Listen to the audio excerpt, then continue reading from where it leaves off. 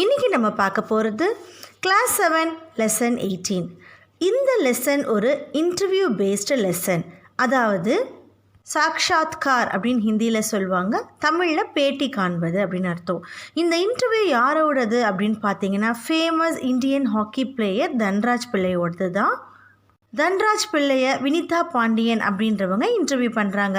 அந்த இன்டர்வியூவோட ஒரு போர்ஷன் நமக்கு லெசனாக கொடுத்துருக்காங்க.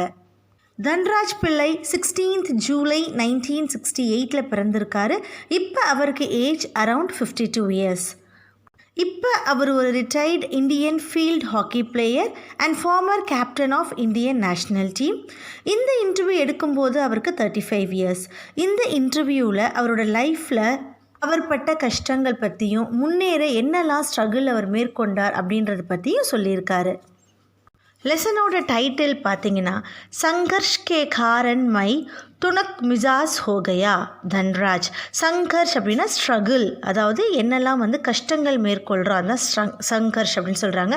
சங்கர்ஷ் கே காரன், ஸோ ரொம்ப நான் கஷ்டங்கள் மேற்கொண்டதுனால மை துணக் மிசாஜ் அப்படின்னா ரொம்பவும் முன்கோபம், ஷார்ட் டெம்பர்டான பர்சனாக இருக்கேன் அப்படின்ற மாதிரி ஒரு ஸ்டேட்மெண்ட் தன்ராஜ் அவரே கொடுத்துருக்காரு. அதே இந்த லெசனோட டைட்டிலாக கொடுத்துருக்காங்க. வாங்க லெசனில் என்ன சொல்லியிருக்காருன்னு பார்க்கலாம். हॉकी के सुप्रसिद्ध खिलाड़ी धनराज पिल्लई जब 35 वर्ष के हो गए, उनका एक साक्षात्कार विनीता पांडियन ने लिया था. इस साक्षात्कार का संपादित अंश यहाँ दिया जा रहा है.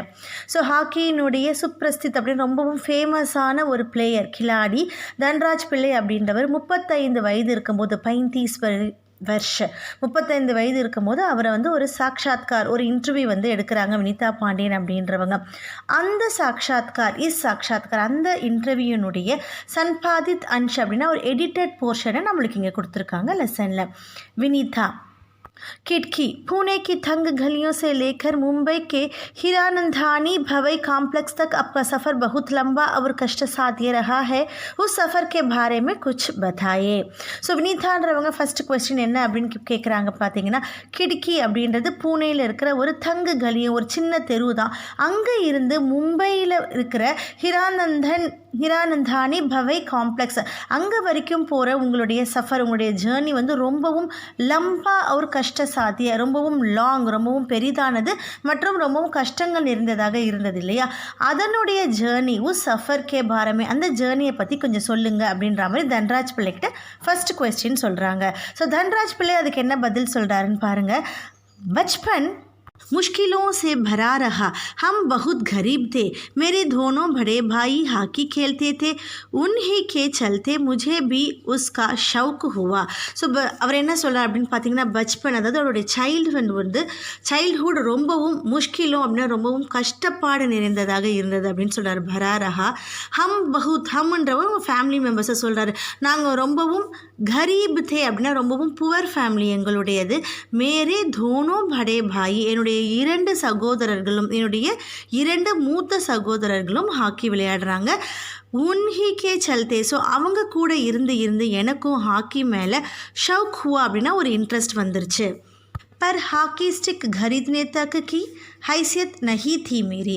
ஆனால் அந்த ஹாக்கி ஸ்டிக் வாங்கக்கூடிய அளவுக்கு எங்ககிட்ட ஹைசியத் அப்படின்னா ஸ்டேட்டஸ், அதாவது காசு எங்கள் கூட அந்த அளவுக்கு எங்கள்கிட்ட இல்லை அப்படின்னு சொல்கிறாரு. इसलिए अपने साथियों की स्टिक उधार मांग कर काम चलाता था. அதனால் நான் என்ன பண்ணுவேன், என்னுடைய சாதியம் அப்படின்னா என்னோடய ஃப்ரெண்ட்ஸ் கிட்ட ஸ்டிக்கு உதார் அப்படின்னா கடன் வாங்கி நான் விளையாடிட்டு இருப்பேன். वह मुझे तभी मिलती जब वे खेल चुके होते थे.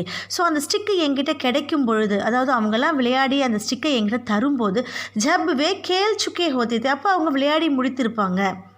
इसके लिए बहुत धीरज के साथ अपनी भारी का इंतज़ार करना पड़ता था. ஸோ இதனால் அவங்க விளையாடி முடிக்கிற வரைக்கும் பகுத் தீரஜ் அப்படின்னா ரொம்பவும் பேஷியன்ஸோட, ரொம்பவும் பொறுமையோட, அப்படி பாரி என்னுடைய டேர்ன் வரும்போது, அதாவது அவங்க விளையாடி முடித்து தானே எனக்கு தருவாங்க, ஸோ என்னுடைய டேர்ன் வர வரைக்கும் நான் இந்தஸார் கர்னா படுத்தா அப்படின்னா நான் பொறுத்து கொண்டு காத்து கொண்டு இருப்பேன் அப்படின்னு சொல்கிறாரு. मुझे अपनी पहली स्टिक तब मिली जब मेरे बड़े भाई को भारतीय कैंप के लिए चुन लिया गया. उसने मुझे अपनी पुरानी स्टिक दे दी. वह नई तो नहीं थी, लेकिन मेरे लिए बहुत कीमती थी क्योंकि वह मेरी अपनी थी. ஸோ எனக்கு என்னுடைய பெஹலி ஸ்டிக், என்னுடைய ஃபஸ்ட்டு ஹாக்கி ஸ்டிக் எனக்கு எப்போ கிடச்சிது அப்படின்னு பார்த்தீங்கன்னா, என்னுடைய அண்ணனுக்கு பாரதிய கேம்பில் வந்து அவன் செலக்ட் ஆகும்போது தான் எனக்கு முதல் ஸ்டிக்கு கிடச்சிது. அது என்ன அப்படின்னு பார்த்தீங்கன்னா, உஸ்னே முஜே அப்படி புராணி ஸ்டிக். அது எந்த ஸ்டிக் அப்படின்னு பார்த்தீங்கன்னா, அவனுடைய ஓல்டு ஸ்டிக், எங்கள் அண்ணனுடைய பழைய ஸ்டிக்கு, புராணினா ஓல்டு ஸ்டிக்கை எனக்கு தந்துட்டாங்க. வகு நயி தோ நஹி, அது வந்து புதிய ஸ்டிக்கு கிடையாது தான், இருந்தாலும் அது எனக்கு ரொம்ப கீம்தி அப்படின்னா ரொம்ப ப்ரைஸ்லெஸ் ஆனது, ரொம்ப உயர்ந்த ஒரு ஸ்டிக்காக நான் அதை கருதுகிறேன். ஏன் அப்படின்னா, கியோங்கி வகு மேரி அப்னீத்தி, அது என்னுடையதாக இருக்கிறதுனால அது ரொம்பவும் ப்ரைஸ்லெஸ்ஸாக நான் கருதுகிறேன் அப்படின்னு சொல்கிறாரு. मैंने अपनी जूनियर राष्ट्रीय हॉकी सन 1985 में मणिपुर में खेली. तब मैं सिर्फ 16 साल का था. देखने में दुबला पतला और छोटे बच्चे जैसा चेहरा. நான் 1985 ஜூனியர் நேஷ்னல் ஹாக்கி மணிப்பூரில் விளையாடினேன். அப்போ என்னுடைய வயசு பார்த்திங்கன்னா 16 இயர்ஸ் தான். எனக்கு பார்க்குறதுக்கு ரொம்பவும் துப்லா பத்லா அப்படின்னா ரொம்பவும் ஸ்லிம்மாக இருப்பேன். அதே மாதிரி என்னோடய முகம் பார்க்குறதுக்கு ரொம்ப சின்ன பையனாக இருக்கும். ஹே பச்சே ஜெய்சா செஹரா. अपनी धुबली खत काठी के बावजूद मेरा ऐसा दबदबा था कि कोई मुझसे बिटने की कोशिश नहीं करता था. என்னுடைய உருவம் வந்து ரொம்பவும் ஸ்லிம்மாக ஒரு மாதிரி சின்ன பையன் மாதிரி தான் இருக்கும். துப்லி கத் காட்டிக்கேனா ரொம்பவும் சின்ன உருவமாக தான் இருக்கும். பாவ்ஜூத் அப்படின்னா டிஸ்பைட் ஆஃப், இருந்தாலும் கூட மேரா ஏசா தப்தபா தா. ஆனால் என்னுடைய டாமினன்ஸ், என்னோட ஆதிக்கம் விளையாட்டில் எப்படி இருக்கும் பார்த்தீங்கன்னா, கோயே முझसे பிட்னே கி கோஷிஷ் நஹி கர்த்தா தா. என் கூட யாரும் மோதுறதுக்கு தயாராக இருக்க மாட்டாங்க. ஏன்னா मैं बहुत जुझारून था मैदान में भी और मैदान से बाहर भी. ஏன்னா நான் ரொம்பவும் ஒரு எக்ஸ்பர்ட், விளையாட்டில் நான் ரொம்ப எக்ஸ்பர்ட்டாக இருந்தேன். ஜுஜாருனா எக்ஸ்பர்ட், நான் ரொம்ப கில்லாடியாக இருந்தேன். மைதான்லேயும் அப்படி தான், மைதானில் வெளியிலையும் நான் அப்படி தான். யாரும் என்கிட்ட மோதுறதுக்கு தயாராக இருக்க மாட்டாங்க. பார்க்கும் போதே கொஞ்சம் பயப்படுவாங்க. உருவம் என்னவோ சின்னதாக தான் இருக்கும், ஆனால் என்னோடய ஆதிக்கம், என்னோடய டாமினன்ஸ் வந்து ரொம்ப தைரியசாலியாக நான் இருப்பேன் அப்படின்னு சொல்கிறாரு. 1986 में मुझे सीनियर टीम में ढाल दिया गया और मैं भोरिया बिस्तरा बांधकर मुंबई चला आया. उस साल मैंने और मेरे बड़े भाई रमेश ने मुंबई लीग में बेहतरीन खेल खेला. हमने खूब धूम मचाई. 1986 என்ன சீனியர் டீமில் வந்து போட்டுட்டாங்க. அதுக்கப்புறம் என்ன ஆச்சுன்னா, நான் போரியா பிஸ்ரா அப்படின்னா என்னுடைய மூட்டை முடிச்சிலன்னு சொல்லுவாங்க, லக்கேஜ் எல்லாம் எடுத்துக்கிட்டு மும்பைக்கு வந்துட்டேன். உஸ் சால் மைனே. ஸோ அந்த வருஷம் நானும் என்னுடைய அண்ணன் ரமேஷ் அவர்களும் என்ன பண்ணோம் அப்படின்னு பார்த்தீங்கன்னா, மும்பை லீக்கில் வந்து பெஹத்ரீன் கேள்கேலாம்னா ரொம்பவும் சிறப்பாக நாங்கள் 2 பேரும் விளையாடினோம். ஹம்னே கூப் கூம் மச்சாய் அப்படின்னா ராக்கிங் சொல்லுவாங்களே, நாங்கள் வந்து ரொம்பவும் சிறப்பாக விளையாடிட்டோம் அப்படின்னு சொல்கிறாங்க. கூம் மச்சாயி. इसी के चलते मेरे अंदर एक उम्मीद जागी कि मुझे ओलंपिक 1988 के लिए नेशनल कैंप से बुलावा ज़रूर आएगा, पर नहीं आया. ஸோ நாங்கள் சூப்பராக விளையாடினதுனால எங்களுக்கு என்ன தோணுச்சு அப்படின்னு பார்த்தீங்கன்னா, एक உம்மீத் ஜாகி அப்படின்னா ஒரு ஆசை வந்து எங்களுக்கு எழுந்தது. நாங்கள் நல்லா விளையாண்டதுனால எங்களை கண்டிப்பாக ஒலிம்பிக், அதாவது 1988 வரப்போகிற அந்த ஒலிம்பிக் நேஷ்னல் கேம்பில் எங்களை கூப்பிடுவாங்க, புலாவா ஜரூர் ஆயேகா, கூப்பிட்றதுக்காக கண்டிப்பாக வருவாங்க அப்படின்னு நாங்கள் எதிர்பார்த்தோம். பர் நஹி ஆயா, ஆனால் வரலை. मेरा नाम 57 खिलाड़ियों की लिस्ट में भी नहीं था. ஸோ என்னுடைய பேர் 57 பிளேயர்ஸ்க்கு அந்த லிஸ்ட்டில் கூட என்னோடய பேர் இல்லை. बड़ी मायूसी हुई, ரொம்பவும் எனக்கு கவலையாக இருந்தது. मगर 1 साल बाद ही आलविन एशिया कप के लिए முஜே சூன் லியா கயா. ஆனால் அதுலேருந்து ஒரு வருஷத்துக்கு அப்புறம் நான் ரொம்பவும் கவலையாக இருந்தேன். இருந்தாலும் அப்போலேருந்து ஒரு வருஷத்துக்கு அப்புறம் ஆல்வின் ஏஷியா கப்புக்காக எங்களை வந்து கூப்பிட்டுருந்தாங்க. முஜே சூன் லியா, என்ன வந்து கூப்பிட்டுருந்தாங்க. தப்சே லேக்கர் ஆஜ் தக் மைனே பீச்சே முட்கர் நஹி தேக்கா.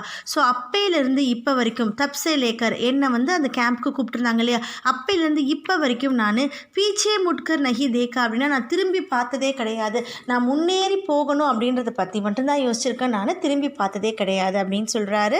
विनीता पांडेयनोட नेक्स्ट क्वेश्चन என்னன்னு பார்க்கலாம். आपका विद्यार्थी जीवन कैसा रहा?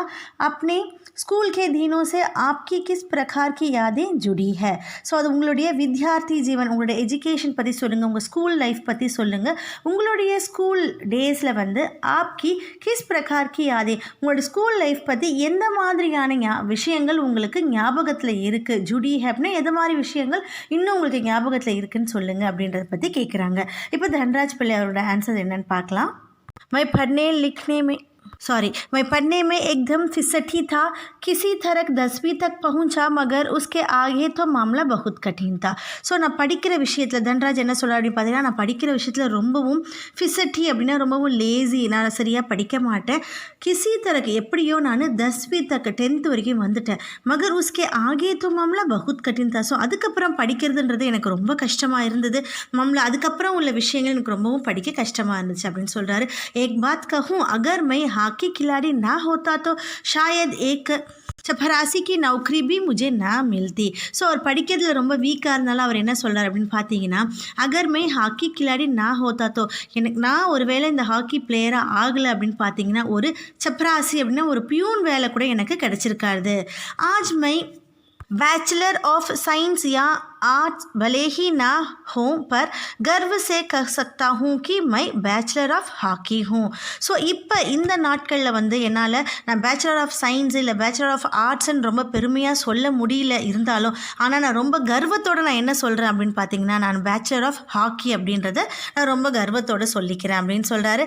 ஹஸ்தே ஹுயே. ஸோ இது சொல்லும் போது அவருக்கே வந்து சிரிப்பு வருது. சிரிச்சுக்கிட்டே அவர் என்ன சொல்கிறார் பாருங்கள், அவர் மேரி ஷாதி கே லியே ஆப் முझे மாஸ்டர் ஆஃப் ஹாக்கி கह सकता हूँ. ஸோ என்னுடைய கல்யாணம் விஷயத்தில், அதாவது பொண்ணு பார்க்குறதுக்காக நீங்கள் என்ன மாஸ்டர் ஆஃப் ஹாக்கின்னு கூட சொல்லிக்கலாம் அப்படின்னு சிரிச்சுக்கிட்டே அவர் சொல்கிறாரு. ஒரு ஃபன்னுக்காக அந்த மாதிரி சொல்கிறாரு.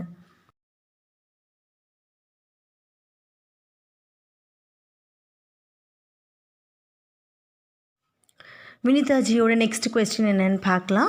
आप इतने तुनक मिजाज क्यों है? कभी कभी आप आक्रामक भी हो जाते हैं. நீங்கள் ஏன் இவ்வளோ துணுக்கு மிசாஜ் அப்படின்னா, உங்களுக்கு என்ன சொன்ன ஷார்ட் டெம்பர், அதாவது டக்கு டக்குன்னு கோவம் வருது, ரொம்ப சிடுசிடுன்னு இருக்கிறது தான் துணுக்கு மிசாஜ் அப்படின்னு சொல்கிறாங்க. ஸோ நீங்கள் ஏன் இவ்வளோ வந்து ஒரு ஷார்ட் டெம்பர்டாக இருக்கீங்க, உங்களுக்கு ஏன் ரொம்ப அதிகமாக கோவம் வருது? கபி கபி ஆப் ஆக்ரமக் பி ஹோ ஜாத்தே ஹே அப்படின்னா வயலண்ட் ஆகிடுறீங்க. வயலண்ட்னா நீங்கள் கோபத்தோட உச்சத்துக்கு, அதாவது ரொம்பவும் நீங்கள் கடும் கோவக்காரர் அப்படின்னு சொல்லுவாங்க, ரொம்ப கோபம் ஆகிடுறீங்களே, அது ஏன் அப்படின்ற மாதிரி எனக்கு क्वेश्चन கேட்குறாங்க.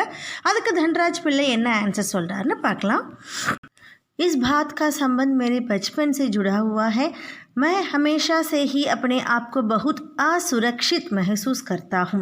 मैंने अपनी माँ को देखा है कि उन्हें हमारा पालन पोषण में कितना संघर्ष करना पड़ा है.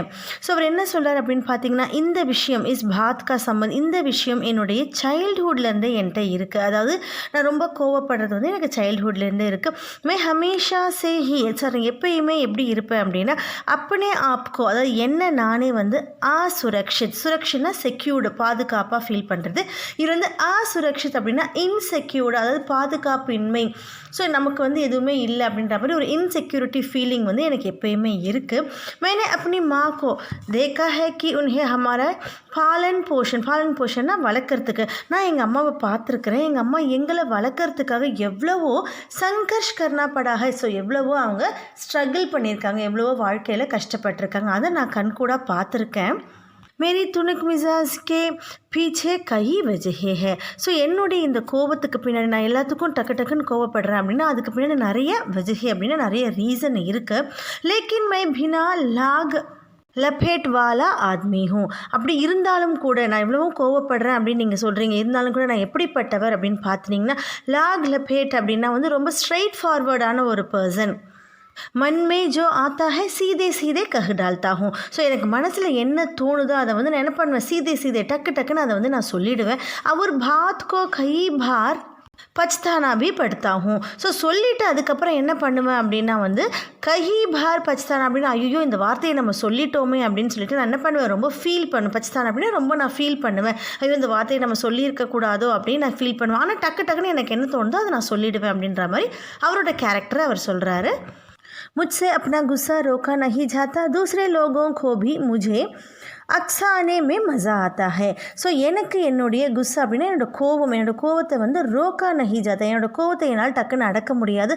அதனால எனக்கு என்ன தோணுதோ அப்படின்றத நான் சொல்லிவிடுவேன். அதே மாதிரி தூசரே லோகம், அதே மாதிரி மற்றவங்களுக்கும் முझे அக்ஸானே அப்படின்னா என்னை சீண்டி பார்க்குறதுல, அதாவது என்னை கோவப்படுத்தி பார்க்குறதுல மஸா ஆத்தா ஹே, அவங்களுக்கு வந்து ஒரு சந்தோஷம் கிடைக்கிது. मुझे ज़िंदगी में हर छोटी बड़ी चीज़ के लिए जूझना पड़ा जिससे मैं चिड़चिड़ा हो गया हूँ. ஸோ என்னோட லைஃப்பில் நான் வந்து சோட்டி படி ரொம்ப சின்ன சின்ன பொருளுக்கும் ஒரு பெரிய பொருளுக்கும் ரொம்பவே சூச்சனா பட ரொம்பவும் ஸ்ட்ரகிளாக இருக்கும். ஒரு பொருள் எனக்கு கிடைக்கணும்னா நான் ரொம்ப கஷ்டப்பட்டிருக்கேன். ஸோ அதனால தான் நான் எப்படி இருக்கேன்னா சிட்சிடா ஹோகையாகும், ரொம்ப வந்து நான் ரொம்ப டக்கு டக்குன்னு கோவப்படுற ஒரு பர்சனாக இருக்கிறேன் அப்படின்னு சொல்கிறாங்க. இதுக்கு தான் அவங்க வந்து டாப்பிக்லேயே அந்த வேர்டு கொடுத்துருக்காங்க, துணுக்கு மிசாஜ் அப்படின்ற ஒரு வேர்டு கொடுத்துருக்காங்க. அப்படின்னா ரொம்ப ஷார்ப் டெம்பர்ட், கோபக்காரங்கன்னு சொல்லுவாங்க இல்லையா. ஸோ அந்த மாதிரி நான் பர்சன் ஆகிறதுக்கு வந்து என் லைஃப்பில் நடந்த ஸ்ட்ரகிள் தான் காரணம் அப்படின்ற மாதிரி சொல்கிறாரு. साथ ही साथ मैं बहुत भावुक इंसान भी हूँ, मैं किसी को तकलीफ़ में नहीं देख सकता हूँ. ஸோ அவரோட கேரக்டரை பற்றி சொல்லும்போது அவர் இதுவும் சொல்கிறாரு, சாத் ஹி சாத். ஸோ அது கூடவே நான் எப்படிப்பட்டவன் பார்த்தீங்கன்னா பாவுக்கு இன்சான், ரொம்பவும் ஒரு சென்சிட்டிவான பர்சன் நான். மை கிசிக்கோ தக்லீஃப்மே, அதாவது நான் ஒருத்தவங்களோட கஷ்டத்தை வந்து நான் என்னால் பார்க்க முடியாது. இன்னொருத்தவங்க கஷ்டப்படுறாங்க அப்படின்னா அது என்னால் பார்க்க முடியாது. மே நஹி தேக் சக்தா. मैं अपने दोस्तों और अपने परिवार की बहुत खतर करता हूँ. அப்படின்னா நான் என்னுடைய ஃப்ரெண்ட்ஸு அதே மாதிரி என்னோடய குடும்பத்தையும் ரொம்பவும் நான் வந்து கேராக நான் பார்த்துக்குவேன், கேர் எடுத்து பார்த்துக்குவேன், யாருக்கும் ஒரு கஷ்டம் வராமல் நான் பார்த்துக்குவேன் அப்படின்னு சொல்கிறாரு. मुझे अपनी गलतियों के लिए माफ़ी मांगने में कोई शर्म महसूस नहीं होती. ஸோ அதே மாதிரி என்னோட முக்கியமான இன்னொரு கேரக்டர் என்னென்னு பார்த்தீங்கன்னா, அப்படி கல்த்தியும், அதாவது நான் ஏதாவது தப்பு பண்ணிட்டேன் அப்படின்னு சொன்னால் மாஃபி மாங்கினேமே, அதுக்கு சாரி கேட்கறதுக்கும் நான் கொஞ்சம் கூட தயங்க மாட்டேன். ஷரம் மஹசூஸ் நஹி ஆத்து, என்னை நான் வெட்கப்படவே மாட்டேன். என்னோட தப்பு அப்படின்னா அந்த இடத்துல நான் வந்து அதை நான் சாரி கேட்பேன் அப்படின்ற மாதிரி கேரக்டர்ஸ் பற்றி சொல்கிறார் இந்த கொஸ்டினில். நெக்ஸ்ட் வினிதாஜி என்ன கொஸ்டின் கேட்குறாங்கன்னு பார்க்கலாம். आपके परिवार की आपके लिए क्या अहमियत है? அஹமியத் அப்படின்னா வந்து சப்போர்ட்டிவாக இருக்காங்க. அந்த கொஸ்டின் என்ன அப்படின்னு பார்த்தீங்கன்னா, உங்கள் குடும்பத்தில் உங்களுக்கு யாரெலாம் ரொம்ப சப்போர்ட்டிவாக இருக்கிறாங்க, உங்களுக்கு துணையாக உறுதுணையாக இருக்கிறவங்க யார் அப்படின்ற மாதிரி ஒரு கொஸ்டின் கேட்குறாங்க. அதுக்கு தன்ராஜ் பிள்ளை என்ன ஆன்சர் சொல்கிறார் பாருங்கள்.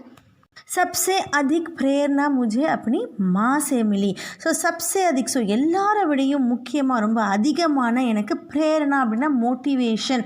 ஸோ என்னோடய மோட்டிவேஷன் என்னோடய அம்மா கிட்டேருந்து தான் எனக்கு கிடச்சிது. उन्होंने हम सब भाई बहनों में अच्छे संस्कार ढालने की कोशिश की. ஸோ எங்கள் அம்மா தான் எங்கள் அண்ணன் தம்பிகளுக்குள்ள அச்சே சன்ஸ்கார்னா மாரல் வேல்யூஸ், நற்குணங்களை வந்து எங்கள் அம்மா தான் எங்களுக்குள்ளே கொண்டு வரத்துக்கு ரொம்பவும் முயற்சி பண்ணாங்க. கோஷிஷ்கி மை உன்கே சப்சே நஸ்திக் ஹூ. ஸோ நான் எல்லாரோடையும் எங்கள் அம்மாவுக்கு நான் தான் ரொம்ப க்ளோஸ். நஸ்திக்னா ரொம்ப க்ளோஸ் ஆன ரொம்ப ஒரு செல்லமான ஒரு பையன் அப்படின்ற மாதிரி சொல்கிறாரு. மை சாஹே பாரத் மே ரஹூ யா விதேஷ் மே ரோஸ் ராத் மே சோனே से पहले माँ से ज़रूर बात करता हूँ. ஸோ நான் வந்து எங்கே வேணால் இருக்கலாம், சில டைம் இந்தியாவில் இருப்பேன், சில டைம் விதேஷ் அதாவது வெளிநாட்டில் இருந்தாலும் கூட ரோஸ் ராத் டெய்லியும் நைட்டுக்கு எங்கள் அம்மாவுக்கு நான் வந்து சோனே से पहले தூங்குறதுக்கு முன்னாடி கண்டிப்பாக ஒரு கால் பண்ணி எங்கள் அம்மா கிட்ட நான் பேசிடுவேன். मेरी माँ ने मुझे अपनी பிரசித்தி கோ வின்மரதா கே சாத் சம்பால்னே கி சீக் தி ஹே. ஸோ எங்கள் அம்மா எனக்கு என்ன கற்றுக் கொடுத்துருக்காங்க அப்படின்னு பார்த்தீங்கன்னா பிரசித்தி, அதாவது நான் எவ்வளவும் ஒரு ஃபேமஸான பாப்புலரான பர்சன் ஆனால் கூட வின்மரதா அப்படின்னா ரொம்ப தன்னடக்கமாக அதை ஏற்றுக்கிற ஒரு பாவத்தை எங்கள் அம்மா எனக்கு கற்றுக் கொடுத்துருக்காங்க. சீக் தி ஹே. मेरी सबसे बड़ी भाभी कविता भी मेरे लिए माँ की तरह है और वह भी मेरे लिए பிரேரணா ஸ்ரோத் ரஹி ஹே. அதாவது சப்சே படி பாய், என்னுடைய பெரிய பாபி அப்படின்னா அண்ணி, என்னோடய பெரிய அண்ணி கவிதா அவங்களோட பேர். அவங்க கூட எனக்கு அம்மாவுக்கு ஈக்குவலாக நான் அவங்களையும் நான் பார்க்குறேன். அவங்களும் என்னை வந்து மோட்டிவேட் பண்ணுறதுல வந்து எப்பயுமே ஒரு பங்களிப்பாங்க. அதாவது எப்பயுமே எங்கள் அம்மாவும் என்னுடைய மூத்த அண்ணி கவிதாவும் என்னை மோட்டிவேட் பண்ணிகிட்டே இருப்பாங்க அப்படின்னு சொல்கிறாரு. நெக்ஸ்ட் क्वेश्चन, आपने सबसे पहले कृत्रिम घास एस्ट्रोटर्फ पर हॉकी कब खेली. ஸோ நெக்ஸ்ட் கொஸ்டின் என்ன பார்த்தீங்கன்னா, கிருத்ரிம காஸ் அப்படின்னா ஆர்டிஃபிஷியல் கிராஸ், அதாவது செயற்கை முறையில் இருக்கிற கிராஸ். அதாவது பிளேயர்ஸ் எல்லாம் விளையாடும் போது பார்த்தீங்க அப்படின்னா வந்து நீங்கள் விளையாடுறது ஒரு மைதானமாக இருக்கலாம், அதில் இயற்கையிலே புல் இருக்கும். ஸோ செயற்கையாக இருக்குது இல்லையா, அப்போ செயற்கையாக ஒரு கிரவுண்டை வந்து அவங்க ப்ரிப்பேர் பண்ணுறாங்க அப்படின்னா அதை தான் என்னென்னு சொல்கிறாங்க கிருத்ரிம காஸ், அதாவது ஆர்டிஃபிஷியல் கிராஸ். அதை இங்கிலீஷில் வந்து ஆஸ்ட்ரோடர்ஃப் அப்படின்னு சொல்கிறாங்க. அதில் நீங்கள் எப்போ ஃபஸ்ட்டு ஹாக்கி விளையாண்டீங்க அப்படின்ற மாதிரி இந்த கொஸ்டின் கேட்குறாங்க. मैंने सबसे पहले कृत्रिम घास तब देखी जब राष्ट्रीय खेलों नेशनल्स में भाग लेने 1988 में नई दिल्ली आया. ஸோ நான் ஃபஸ்ட்டு இந்த ஆர்டிஃபிஷியல் கிராஸ் அதாவது கிருத்ரிம் கிராஸில் வந்து எப்போ பார்த்தேன் தேக்கி எப்போ பார்த்தேன் அப்படின்னு பார்த்தீங்கன்னா ராஷ்ட்ரிய கேலோம் அதாவது நேஷ்னல்ஸில் தான் நான் ஃபஸ்ட்டு அதுவும் 1988 டில்லி வரும்போது தான் நான் ஃபஸ்ட்டு அதை பார்த்தேன். मुझे याद है कि किस तरह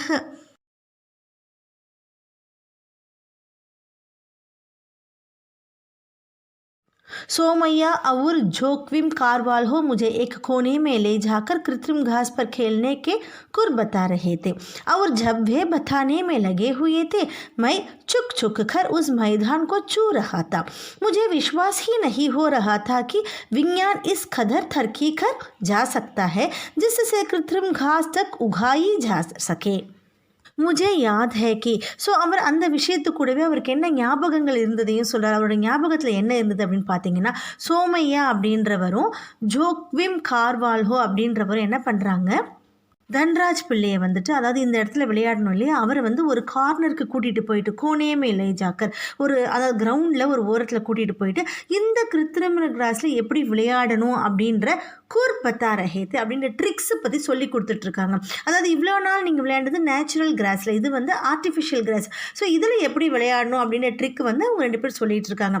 அவங்க சொல்லிக்கிட்டு இருக்கும்போது அவர் ஜப் வே பத்தானேமே லகே ஹுயி நான் என்ன பண்ணிட்டு இருந்தேன் அதாவது தன்ராஜ் பிள்ளை என்ன பண்ணிட்டு இருந்தார் அப்படின்னு பார்த்தீங்கன்னா சுக்குக்கர் பெண்டு பண்ணி அதாவது கீழே குனிந்து இந்த மைதானத்தை நான் தொட்டு பார்த்துக்கிட்டே இருந்தேன். சூரஹாத்தா நான் தொட்டு பார்த்துட்டே இருந்தேன். ஏன் நான் அந்த மாதிரி செஞ்சுட்டே இருந்தேன் அப்படின்னு பார்த்தீங்கன்னா முஜே விஸ்வாஸ் ஹி நஹி ஹோ ரஹாத்தா எனக்கு வந்து நம்பிக்கையே இல்லை என்னது விஞ்ஞானம் இவ்வளோ தூரத்துக்கு ப்ராக்ரஸ் ஆகிடுச்சா கதர் தர்க்கி கர் சக்தா ஹை அப்படின்னா so much of progress in this science அதாவது சயின்ஸ் விஞ்ஞானம் வந்து இவ்வளோ தூரம் வந்து ப்ராக்ரஸ் ஆகிடுச்சா ஒரு இடத்துல வந்து ஒரு மைதானமாக அழகாக செய்கிறாங்க அதில் ஆர்டிஃபிஷியல் கிராஸும் கொண்டு வராங்க இல்லையா. ஸோ அந்த ஒரு இதை வந்து என்னால் நம்ப முடியாமல் நான் வந்து தொட்டு பார்த்துட்டே இருந்தேன்.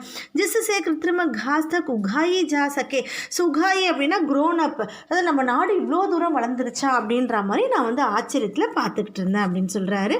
நெக்ஸ்ட் क्वेश्चन வினிதாஜி என்ன கேட்குறாங்க அப்படின்னு பாருங்கள். हर युवक का यह सपना होता है कि उसने पास एक कार हो. आपके पास अपनी पहली कार कब आई? ஸோ ஹர் யுவக் அப்படின்னா ஒவ்வொரு யங்ஸ்டருக்கும் என்ன ஆசை இருக்கும்னு பார்த்தீங்கன்னா சப்னா ஹோத்தாக ஒரு ட்ரீம். என்ன ட்ரீம் அப்படின்னா எல்லாருக்கிட்டையும் ஒரு கார் இருக்கணும் அப்படின்றது ஒரு யங்ஸ்டரோட ஒரு ட்ரீமாக இருக்குது. ஆப்கே பாஸ் உங்ககிட்ட உங்களுடைய பெஹலி கார் ஃபஸ்ட்டு கார் எப்போ வந்தது அதை பற்றி கொஞ்சம் சொல்லுங்கள் அப்படின்னு வினிதா கேட்குறாங்க. मेरी पहली कार एक सेकेंड हैंड आर्मडा थी जो मुझे मेरी पहले के एम्प्लॉयर ने दी थी. तब तक मैं काफ़ी नामी खिलाड़ी बन चुका था. ஸோ அவர் என்ன சொல்கிறார் அவருடைய ஃபஸ்ட்டு கார் வந்து ஒரு செகண்ட் ஹேண்ட் ஆர்மடா ஆர்மர் அது அவருக்கு தந்தவர் யார் அப்படின்னு பார்த்தீங்கன்னா அவருடைய ஃபஸ்ட் எம்ப்ளாயர் அதாவது இவங்களை எம்ப்ளாய் பண்ணுவாங்க இல்லையா. ஸோ அவர் தந்தது அந்த சமயத்துலலாம் அவர் நாமி கிலாடி ரொம்ப ஒரு ஃபேமஸான பிளேயர் ஆயிட்டார். मगर यह कोई ज़रूर नहीं कि शोहरत पैसा साथ लेकर आए. அதாவது அவர் என்ன சொல்கிறார் அப்படின்னா நான் நாமி கிலாடி ரொம்ப ஃபேமஸான பிளேயர் தான் ஆனால் ஷொஹரத் அதாவது ஃபேம் வரும்போது பைசாவும் கூட சேர்ந்து வரணும் அப்படின்றது எந்த கட்டாயமும் கிடையாது. ஜரூரி நஹிக்கு மகர் எஹு கொய் ஜரூரி நஹிக்கு ஷோரத் பைசா சாத் லேக்கர் ஆயே. நான் என்ன தான் ஃபேமஸாக இருந்தாலும் என்கிட்ட வந்து அப்போ அந்தளவுக்கு பைசா கிடையாது ஆனால் நான் ஒரு ஃபேமஸான பிளேயராக இருந்தேன். மை தப் பி மும்பைக்கு லோக்கல் ட்ரெயினோ அவர் பஸ்ஸுமே சஃபார் கர்த்தா தா. ஸோ அந்த சமயத்தையும் நான் மும்பையில் இருக்கிற லோக்கல் ட்ரெயின் அது இல்லாமல் பஸ்ஸில் கூட நான் சஃபர் அப்படின்னா ஜேர்னி பண்ணிட்டு தான் இருந்தேன். क्योंकि டாக்ஸி மே சட்னே கி ஹைசியத் முஜ்மே நஹி தி. ஸோ ஏன்னா என்கிட்ட டாக்ஸியில் போகிற அளவுக்கு என்கிட்ட அந்தளவுக்கு பைசா கிடையாது. ஹைசியத் அப்படின்னா ஸ்டேட்டஸ் அந்தளவுக்கு என்கிட்ட மணி கிடையாது. அதனால நான் லோக்கல் ட்ரெயின்லேயும் பஸ்லேயும் போயிட்டு தான் இருந்தேன். ஆனால் நான் ஒரு ஃபேமஸான பிளேயராகவும் ஆகிட்டேன் அந்த சமயத்தில். मुझे याद है एक बार किसी फोटोग्राफर ने एक भीड़ से भरे रेलवे स्टेशन पर मेरी तस्वीर खींचकर अगली सुबह अखबार में यह खबर छाप दी कि हॉकी का सितारा पिल्ले अभी भी मुंबई की लोकल ट्रेनों में सफ़र करता है. मुझे याद है. ஸோ இந்த மாதிரி இருக்கும்போது எனக்கு என்ன ஞாபகம் இருக்குது அப்படின்னு பார்த்தீங்கன்னா ஒரு தடவை ஒரு ஃபோட்டோகிராஃபர் என்ன பண்ணார் அப்படின்னு பார்த்தீங்கன்னா ஏக் பீட் அப்படின்னா க்ரௌடு ஒரு கூட்டத்தில் ஒரு ரயில்வே ஸ்டேஷனில் நான் நின்றுட்டு இருக்கும்போது என்னை வந்து ஃபோட்டோ எடுத்திருக்கார், தஸ்வீர் கீஞ்ச்கர். ஃபோட்டோ எடுத்தது மட்டும் இல்லாமல் அக்லே சுபஹ் அடுத்த நாள் காலையில் அக்பார் நியூஸ் பேப்பரில் இதை வந்து ஒரு நியூஸாகவும் பிரிண்ட் பண்ணிட்டாரு. ஸோ அதுக்கு கீழே என்ன வேர்டிங்ஸ் அப்படின்னு பார்த்தீங்கன்னா, ஹாக்கி கா சித்தாரா, சித்தாரானா ஸ்டாருன்னு அர்த்தம். ஸோ ஹாக்கியினோட ஃபேமஸான ஒரு பிளேயர் தன்ராஜ் பிள்ளை இப்போ கூட மும்பையில் இருக்கிற ஒரு லோக்கல் ட்ரெயினில் சஃபர் கர்த்தாக, இப்போ கூட அவர் வந்து லோக்கல் ட்ரெயினில் ஜேர்னி பண்ணிகிட்ருக்கார் அப்படின்ற மாதிரி வேர்டிங்ஸ் வந்து என் ஃபோட்டோவை போட்டு நியூஸ் பேப்பரில் போட்டுட்டாரு. உஸ் தின் मैंने महसूस किया कि मैं एक मशहूर चेहरा बन चुका हूँ और मुझे लोकल ट्रेन में सफ़र करने से बचाना चाहिए. ஸோ அந்த நியூஸை பார்த்ததுக்கப்புறம் தான் எனக்கு என்ன மஹசூஸ் அப்படின்னா, நான் என்ன ஃபீல் பண்ணேன் அப்படின்னு பார்த்தீங்கன்னா, நம்ம ஒரு மஷ்ஹூர் அப்படின்னா ரொம்ப ஒரு ஃபேமஸான பாப்புலரான முகம் ஆயிட்டோம். செஹரா பன் சுக்கா ஹூँ और मुझे லோக்கல் ட்ரெயினர் में से இனிமேல் நம்ம வந்து இந்த லோக்கல் ட்ரெயினில் சஃபர் அதாவது ட்ராவல் பண்ணுறதை நம்ம தடுக்கணும் அப்படின்றத நான் அன்றைக்கி தான் புரிஞ்சுக்கிட்டேன். लेकिन मैं कर ही क्या सकता था, ஆனால் நான் வேறு என்ன பண்ண முடியும்? मैं जो भी थोड़ा बहुत कमा था उससे अपना परिवार चलाना पड़ता था. धीरे धीरे पैसे जमा करके बहन की शादी की और अपनी माँ के लिए हर महीने पूने पैसा बेचता शुरू किया. ஆனால் நான் வேறு என்ன பண்ண முடியும்னா, கொஞ்சம் கொஞ்சமாக பைசா சேர்க்குறேன், பகுத் கமாத்தா. ஸோ எவ்வளோ கொஞ்சம் கொஞ்சமாக நான் பைசா சேர்த்தாலும் பரிவார் சலானா, ஸோ என்னோடய குடும்பத்தை நடத்தவே எனக்கு அது சரியாக இருந்தது. தீரே தீரே கொஞ்சம் கொஞ்சமாக நான் பைசா சேர்த்து நான் என்ன பண்ணேன், பெஹன் கி ஷாதி என்னுடைய சகோதரியினுடைய கல்யாணத்தை முடித்தேன். அதுக்கப்புறம் ஹர் மஹினே பூனே பைசே பேஜ்னே ஷுரு கியா. அதில் ஒவ்வொரு மாதமும் என்னுடைய அம்மாவுக்காக பைசாவை அனுப்புறதுக்காக நான் தொடங்கினேன். ஆஜ் மேரே பாஸ் ஏக் ஃபோர்ட் ஐகான் ஹே ஜிசே மைனே सन 2000 में खरीदा था. ஸோ இப்போ என்கிட்ட ஒரு ஃபோர்ட் ஐகான் கார் இருக்குது, அதை வந்து நான் 2000 வாங்கினேன் அப்படின்னு சொல்கிறாரு. மகர் வஹ் கிசி कॉर्पोरेट हाउस का दिया हुआ तोहफा नहीं बल्कि मेरे मेहनत की गाड़ी कमाई से खरीदी हुई கார் है. ஸோ ஆனால் நான் வாங்கின இந்த கார் வந்து எந்த கார்ப்பரேட்டும் எனக்கு தந்தது கிடையாது. தோஃபா அப்படின்னா வந்து யாருடைய கிஃப்ட்டும் எனக்கு கிடையாது. பல்கி மேரி மெஹனத், அது மட்டும் இல்லாமல் அது என்னுடைய ஹார்ட் ஒர்க். மெஹனத்னா ஹார்ட் ஒர்க். என்னுடைய காடி அப்படின்னா வந்து ரொம்பவும் கடின உழைப்பால் வாங்கின ஒரு கார் தான் அப்படின்னு சொல்கிறாரு. ஸோ வினிதா जी नेक्स्ट क्वेश्चन என்னன்னு பார்க்கலாம். सफलता का आपके लिए क्या महत्व है? हॉकी को आपने इतना कुछ दिया, इसके बदले आपको क्या मिला? ஸோ கொஸ்டினோட மீனிங் என்னென்னு பாருங்கள். சஃபல்தா அதாவது சக்ஸஸை பற்றி உங்களுடைய மகத்துவம் என்ன அப்படின்னு கேட்க, உங்களுடைய சக்ஸஸ்க்கு நீங்கள் என்ன மாதிரி ஒரு இம்பார்ட்டன்ஸ் கொடுக்குறீங்க? ஹாக்கிக்கோ आपने इतना कुछ दिया, நீங்கள் ஹாக்கிக்கு நிறைய பண்ணியிருக்கீங்க. ஹாக்கி அப்படின்ற கேமே வந்து வேர்ல்டு லெவலில் பாப்புலர் பண்ணது நீங்கள் தான். ஸோ நீங்கள் நிறைய கொடுத்துருக்கீங்க. அதுக்கு பதிலாக உங்களுக்கு என்ன கிடச்சிது அப்படின்ற மாதிரி क्वेश्चन கேட்குறாங்க. தன்ராஜ் பிள்ளை அவர்களுடைய பதில் என்னன்னு பார்க்கலாம். कुछ रुपये इनाम में मिले थे मगर आज खिलाड़ियों को जितना मिलता है उसके मुकाबले में पहले कुछ नहीं मिलता था. ஸோ அவருக்கு என்னெல்லாம் கிடச்சிதுன்னு பாருங்கள். ஹாக்கியின் மூலமாக அவருக்கு என்னெல்லாம் கிடச்சிதுன்னு அவர் சொல்கிறாரு. குச் ருப்பியே அதாவது கொஞ்சம் காசு வந்து எனக்கு இனாமே மிலேதே, நிறைய பேர் எனக்கு ஃப்ரீயாக வந்து கொடுத்தாங்க. மகர் ஆஜ் கிலாடியோங்க, ஆனால் அந்த பைசானது இப்போ கிடைக்கிற ஸ்போர்ட்ஸ்மேனுக்கு ஆஜ் கிலாடியோ இப்போ ஸ்போர்ட்ஸ்மேனுக்கு என்னென்னமோ எல்லாருமே ஸ்பான்சர் பண்ணுறாங்க. அந்த அளவுக்கு கம்பேர் பண்ணும்போது முகாப்லே அப்படின்னா கம்பேர் பண்ணுறாங்க. ஸோ அதுக்கு கம்பேர் பண்ணும்போது முன்னெல்லாம் எங்களுக்கு அந்த அளவுக்கு கிடைக்கல, கொஞ்சம் பைசா கிடச்சிது தான் அப்படின்ற மாதிரி சொல்கிறாரு. मेरे पहले जिम्मेदारी थी परिवार में आर्थिक तंगी को दूर करना और उन सबको एक बेहतर ज़िंदगी देना. ஸோ என்னுடைய முதல் விஷயம் என்ன அப்படின்னா, மேரி பெஹலி ஜிம்மேதாரி, என்னோட முதல் விஷயம் என்ன அப்படின்னா பரிவார், என்னோட குடும்பத்தினுடைய ஆர்த்திக் தங்கி அதாவது ஃபினான்ஷியல் ஸ்டேட்டஸை வந்து நல்லா ஆக்கணும். தூர் கர்னா அந்த தங்கி அப்படின்னா ட்ரபிள், அந்த கஷ்டத்தை வந்து போக்கணும். அதுக்கப்புறம் உன் சப்கோ ஏக்கு பெஹத்தேர் ஜிந்தகி தேனா, அந்த என் குடும்பத்தாளுங்க எல்லாருக்கும் ஒரு பெஹத்தேர் அப்படின்னா ஒரு பெட்டர் லைஃப், இப்போ இருக்கிற லைஃபோட ஒரு நல்ல லைஃப் கொடுக்கணும் அப்படின்றதான் என்னோட முதல் குறிக்கோளாக இருந்தது. நான் அதை செஞ்சேன். विदेश में जाकर खेलने से जो कमाई हुई उससे मैंने 1994 में पुणे के भाऊ पाटिल रोड पर 2 बेडरूम का एक छोटा सा फ्लैट खरीदा. ஸோ விதேஷ் மே ஜாக்கர், அதாவது ஃபாரினில் போய் நான் என்ன விளையாட்டு விளையாடணும், அந்த விளையாட்டில் கிடைச்ச கமாயி ஹுய் அப்படின்னா ஏர்னிங்ஸ், அந்த விளையாட்டில் கிடைச்ச அந்த மணியை நான் என்ன பண்ணேன் அப்படின்னா 1994 பூனேயில் இருக்கிற பாஹு பாட்டில் அப்படின்ற ரோட்டில் 2 பெட்ரூம் ஃப்ளாட் ஒன்று வாங்கினேன். घर छोटा ज़रूर है पर हम सबके लिए काफ़ी है. ஸோ வீடு என்னமோ சின்னதாக தான் நான் வாங்கின வீடானது ரொம்ப சின்னதாக தான் இருந்தது, ஆனால் எங்களுக்கு அது போதுமானதாக இருந்தது. 1998 में महाराष्ट्र सरकार ने मुझे पवई में एक फ्लैट दिया. वह ऐसा घर है जिसे खरीदने की मेरे खुद की हैसियत कभी नहीं हो पाती. ஸோ 1998 மகாராஷ்டிர கவர்மெண்ட் வந்து எனக்கு ஒரு வீடு தந்தாங்க. முஜே பவை அப்படின்ற ஒரு இடத்துல வந்து ஒரு ஃப்ளாட் தந்தாங்க. அந்த ஃப்ளாட் வந்து ரொம்ப ஒரு பெரிய ஃப்ளாட்டு. ஐசி கர் ஹே ஜிசே கரீத்னே கி மேரே குத், அதாவது என்னுடைய சம்பாத்தியத்தில் கண்டிப்பாக அவ்வளோ பெரிய வீட்டை என்னால் வாங்க முடியாது. அந்த மாதிரி ஒரு வீட்டை வந்து மகாராஷ்டிர கவர்மெண்ட் எனக்கு தந்தாங்க. குத் கி ஹைசியத் மே, அதாவது என்னுடைய ஓன் மணியால் கண்டிப்பாக என்னால் வாங்க முடியாத அளவுக்கு ஒரு பெரிய வீடை மகாராஷ்டிர கவர்மெண்ட் தந்தாங்க அப்படின்னு சொல்கிறாரு. அதாவது அவருக்கு விளையாட்டில் அவருக்கு என்னெல்லாம் கிடைச்சது, எந்த மாதிரிலாம் அவர் ஏர்ன் பண்ணார் அப்படின்ற கொஸ்டினுக்கான ஆன்சர் இது. நெக்ஸ்ட் கொஸ்டின் என்னென்னு பார்க்கலாம். அதான் லாஸ்ட் கொஸ்டின். सेलिब्रिटीज़ के साथ एक ही मंच पर बैठना कैसा लगता था. ஸோ இந்த கொஷின் என்னென்னு பார்த்தீங்கன்னா, செலிப்ரிட்டிஸ் இருக்காங்களே, அதாவது பெரிய பெரிய ஆட்கள் கூட ஒரே ஸ்டேஜில், மஞ்ச் அப்படின்னா வந்து ஸ்டேஜ், ஒரே ஸ்டேஜில் உட்காரும் போது உங்களுக்கு எந்த மாதிரி இருக்குது, உங்களோட ஃபீலிங்ஸ் எப்படி இருக்குது அப்படின்ற மாதிரி கொஸ்டின் கேட்குறாங்க.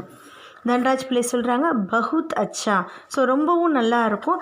ஜப் ஹம் राष्ट्रपति से मिले तब यह महसूस हुआ कि हम कितने खास हैं. हॉकी ही है जिसके चलते हर जगह प्रतिष्ठा मिली. ராஷ்டிரபதியில் வந்துட்டு எல்லாருக்கூடையும் உட்காந்துருக்கும் போது மெஹசூஸ்வா, அப்போ தான் எனக்கு அந்த ஃபீலிங் வந்தது, நான் எவ்வளோ ஒரு காஸ் ஹே, நான் எவ்வளோ ஒரு ஸ்பெஷலான பர்சன், அதாவது நம்ம ரொம்ப திறமையானவங்க அப்படின்னு என்னை நானே ப்ரௌட் ஆகின மூமெண்ட் வந்து நான் எல்லாருக்கூடையும் பெஞ்சில் ஒன்றா உட்காந்துருக்கும் போது தான். ஹாக்கி ஹீ ஜிஸ் கேம், ஸோ இது ஹாக்கி வந்து என்னை எங்கே கொண்டு போயிருக்கு அப்படின்னா ஜஹக் பிரதிஷ்டா மிலி, எல்லா இடத்துலையுமே எனக்கு ஒரு ப்ரெஸ்டீஜை கொடுத்துருக்கு. பிரதிஷ்டை அப்படின்னா ஒரு ப்ரெஸ்டீஜ், எனக்கான ஸ்டேட்டஸை உயர்வாக கொடுத்தது இந்த ஹாக்கின்ற கேம் தான் அப்படின்னு வந்து அவர் தன்னை ரொம்ப உயர்வாகவும் ரொம்ப ப்ரௌடாகவும் சொல்கிறாரு இந்த கடைசி கொஸ்டினோட ஆன்சரில். ஸோ சில்ட்ரன், பேஜ் நம்பர் 130 ஒரு சின்ன பாக்ஸ் கொடுத்துருக்காங்க, அதோடைய மீனிங்கும் நான் சொல்லிடுறேன். धनराज पिल्लै के व्यक्तित्व को रेखांकित करते हुए विनीता पांडे ने लिखा है, वह आपको कभी हंसाता है, कभी रुलाता है, कभी विस्मय से भर देता है तो कभी खींच से भी. उसके व्यक्तित्व में कई रंग है और कई भाव. उसने ठेठ ज़मीन से उठकर आसमान का सितारा बनने की यात्रा तय की है. ஸோ இவரை ஃபுல் நேரமும் பேட்டி எடுத்ததுக்கு அப்புறம் வினிதா பாண்டியன் எந்த மாதிரியான நியூஸ் எழுதுகிறாங்க அப்படின்னு பார்த்தீங்கன்னா, தன்ராஜ் பிள்ளையோடைய व्यक्तित्व, அதாவது அவருடைய பர்சனாலிட்டியை பார்க்கும்போது ரேகாக்கித் கர்த்தே ஹுயே, ஸோ அதை வந்து உள் வாங்கிட்டே, ஸோ அந்த அவரோட பர்சனாலிட்டியை புரிஞ்சுக்கிட்டே அவங்க என்ன எழுதுகிறாங்க அப்படின்னு பார்த்தீங்கன்னா, அவரை பற்றின கோட்ஸ் என்ன அப்படின்னு பார்த்தீங்கன்னா, வஹ் ஆப்கோ கபி ஹசாத்தா ஹே, ஸோ அவர்கிட்ட பேசிகிட்டே இருக்கும்போது அப்பப்போ நம்மளை சிரிக்கவும் வைக்கிறாரு. ரோலாத்தா ஹே, ஸோ அவருடைய கஷ்டங்களை சொல்லும் போது அழவும் வைக்கிறாரு. கபி விஸ்மய் சே பரா தேத்தா ஹே, ஸோ அப்பப்போ இவ்வளோ இந்த மாதிரி நடக்குமா அப்படின்னு சொல்லிட்டு அஸ்டானிஷ்மெண்ட், ரொம்ப என்ன சர்ப்ரைஸ் ஆக்குறாரு. தோ கபி கீச் சேபி, ஸோ அப்பப்போ என்னை வந்து இரிட்டேட்டும் பண்ணுறாரு, அனாயிங்கும் கொடுக்குறாரு. உஸ்கே व्यक्तित्व கை ரங்கு ஹே, ஸோ அவரோட பர்சனாலிட்டியில் நிறைய விஷயங்கள் இருக்குது, ரொம்ப ஒரு ரங்கு ஹே ஒரு கை பாவ, நிறைய விதமான ஒரு ஃபீலிங்ஸ் இருக்குது அப்படின்னு சொல்கிறாங்க. அவர் எப்படிப்பட்டவர் அப்படின்னு பார்த்தீங்கன்னா, டேட் அப்படின்னா டிப்பிக்கல், அவர் எப்படிப்பட்டவர் அப்படின்னு பார்த்தீங்கன்னா ஜமீன்ஸே, அதாவது ஒரு லோ லெவலில் இருந்து ஹை லெவல் வரைக்கும் ஆஸ்மான் கா சித்தாரா, அதாவது வானத்தில் இருக்கிற அந்த ஒரு ஸ்டார் மாதிரி ஆகிறதுக்கான டெசிஷன் அவர் எடுத்துட்டாரு. ஸோ அதை நோக்கி தான் அவர் பயணித்து கொண்டு இருக்கிறாரு அப்படின்ற மாதிரி அவங்க அவரை பற்றி எழுதுகிறாங்க. ஸோ இதுதான் இந்த லெசனுடைய மீனிங்ஸ் சில்ட்ரன். ஸோ நீங்கள் எல்லாருமே இந்த லெசனை புரிஞ்சிட்ருப்பீங்கன்னு நினைக்கிறேன். இந்த லெசனில் நம்ம தன்ராஜ் பிள்ளை அவர்களுடைய லைஃப்பை பற்றி தெரிஞ்சுக்கிட்டோம். ஸோ நீங்கள் எல்லாருமே திரும்பவும் இந்த லெசனை ரீட் பண்ணி நல்லா அண்டர்ஸ்டாண்ட் பண்ணிக்கோங்க சில்ட்ரன். தேங்க்யூ.